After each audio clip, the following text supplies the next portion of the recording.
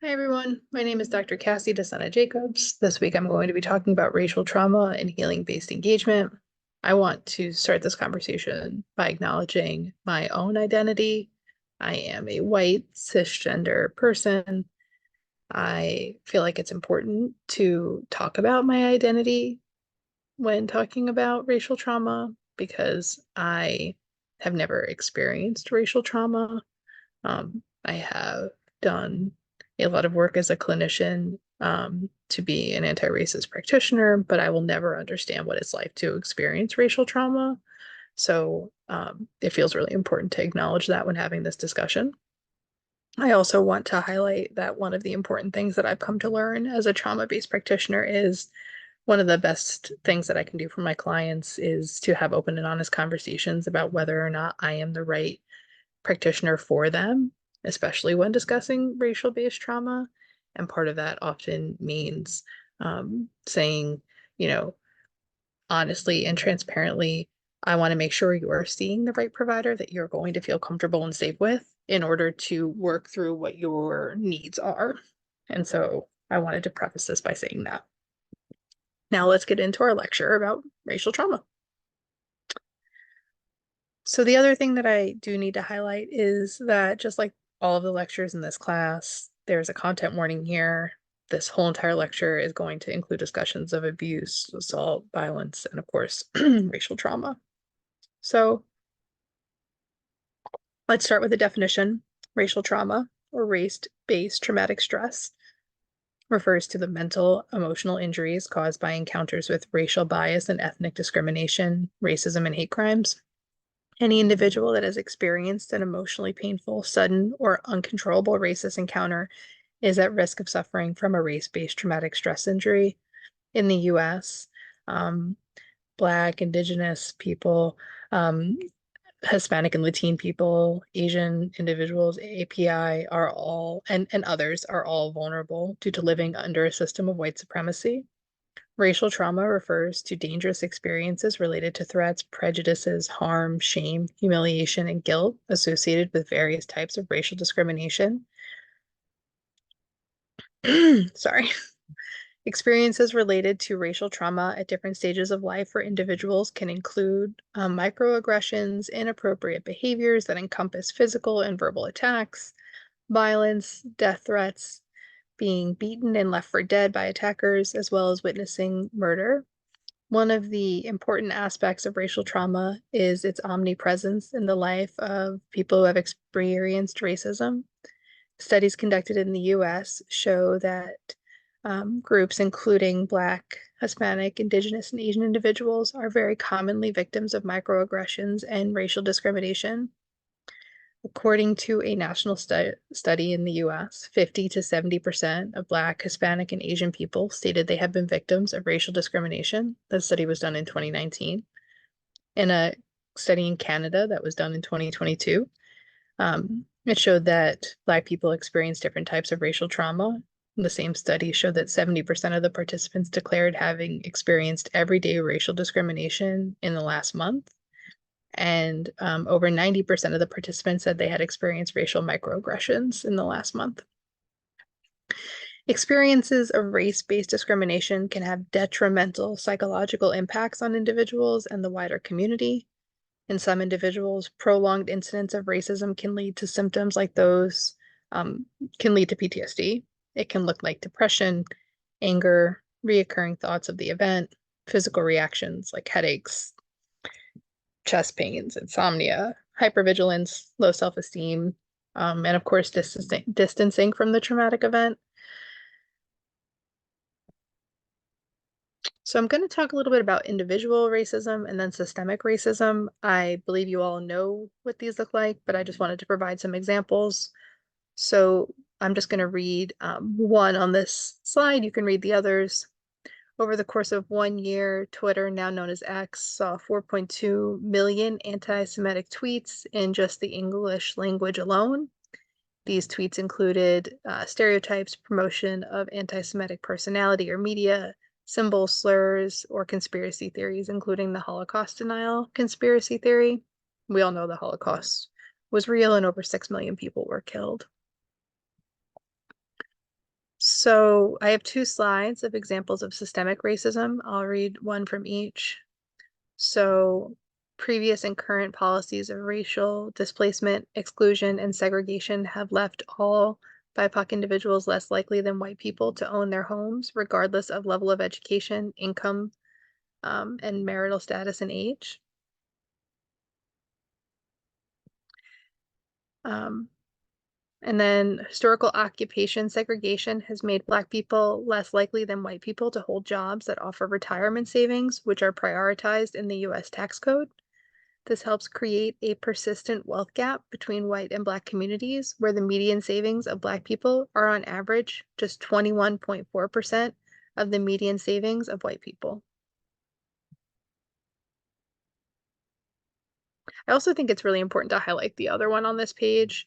There is a massive lack of cultural competency in therapy training, financial incentives, and geographical isolation, which have created barriers in providing appropriate mental health care for Indigenous communities. I have a very good friend. She is an adjunct here at the school. She lives right by an Indigenous community in California. And um, we've talked a lot about how there's a lack of cultural competency in care for for therapists, for the Indigenous community, and what that looks like when you're a therapist that's working within that community, especially if you don't come from that community, but there's a huge demand. And this is a huge issue. So, you know, how does this connect to trauma? And I hope it's already becoming clear, but racialized trauma can come directly from other people, or it can be experienced within a wider system. It can come as the result of a direct experience where racism is enacted on you, or vicariously, like where you see a video of other people facing racism and or transmitted intergenerationally. The last module 10 of this class talks all about intergenerational trauma, but we are going to talk about it here today. So direct traumatic stressors include all impacts of living within a society of structural racism or being on the receiving end of individual racist attacks. A person experiencing a direct traumatic stressor could be heavily policed, or they may face barriers to home ownership due to inequitable policies. Additionally, a person that experiences a direct traumatic stressor could be the victim of individual physical or verbal attacks, or they could face other microaggressions. Race-based traumatic stress can be experienced on both direct and indirect levels and can occur on interpersonal, institutional, or cultural levels. And as I've mentioned, racial discrimination and racist insults are associated with poor mental health conditions in children, adolescents, and adults. So a lot of times you hear about vicarious trauma through the lens of being a therapist or a first responder or a doctor. The Vicarious Trauma Institute defines vicarious trauma as the, quote, indirect exposure to trauma through a firsthand account or a narrative of the traumatic event. But at the same time, vicarious traumatic stressors are the indirect traumatic impacts of living with systemic racism and individual racist actions. Vicarious traumatic stressors can have an equally detrimental impact on BIPOC mental health, the same as direct traumatic stressors. So, for example, viewing videos of brutal police killings of Black people, like the video that was associated with the murder of George Floyd, can cause traumatic stress in the people who view them, especially in Black people. For Latine youth that immigrate to the US, 2/3 report experiencing a traumatic event, with the most common traumatic event reported being witnessing a violent event or a physical assault. For many Indigenous children, they report being vicariously traumatized by the high rates of societal homicide, suicide, and unintentional injury experienced within their communities.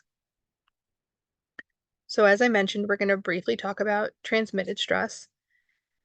This refers to traumatic stressors that are transferred from one generation to the next. These stressors can come from historically racist sources and maybe personal traumas passed down through families and communities. The enslavement of Africans in the US and other countries continues to serve as a source of traumatic stress. In fact, this collective trauma makes African American and Black people highly vulnerable to developing mental health disorders.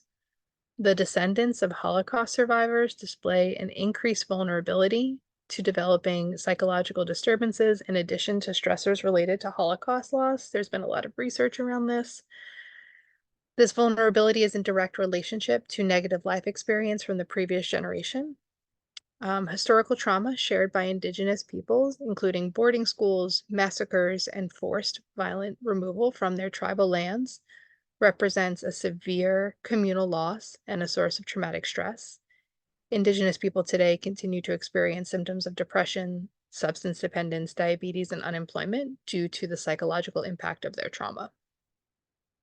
So we're going to transition slightly and we're going to talk about healing-centered engagement, which was built by Dr. Sean Ginwright. I'm going to call him Dr. G. He wrote, quote, "Healing-centered engagement offers an asset-driven approach aimed at the holistic restoration of young people's well-being.